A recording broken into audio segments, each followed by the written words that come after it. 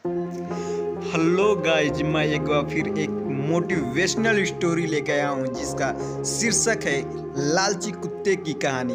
ये कहानी जानने से पहले मेरे चैनल को लाइक कीजिए, शेयर कीजिए और सब्सक्राइब कीजिए। एक गांव में एक लालची कुत्ता रहता था। वह गांव में घूम घूम कर खाने की तलाश करता था।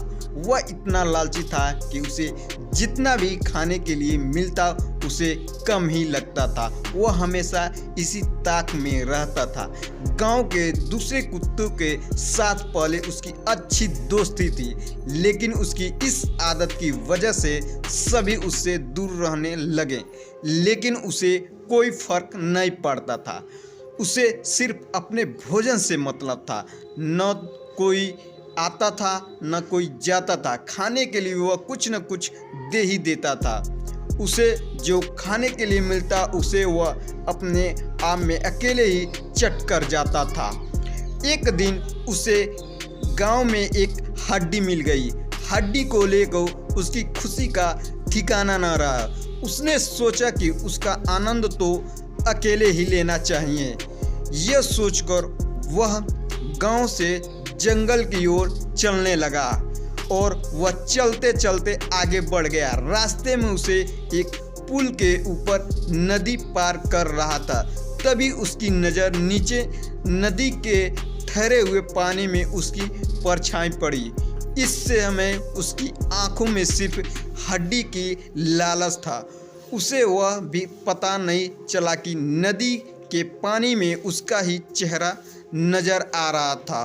वह सोच रहा था कि उसे लगा कि नीचे भी कोई कुत्ता है।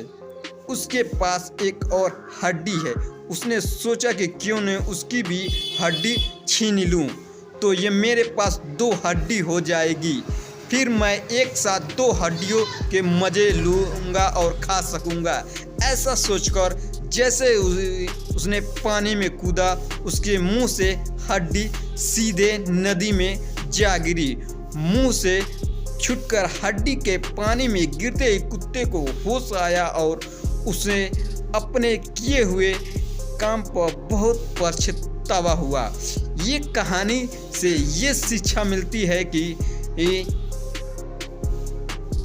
हमें कभी भी लालच नहीं करनी चाहिए।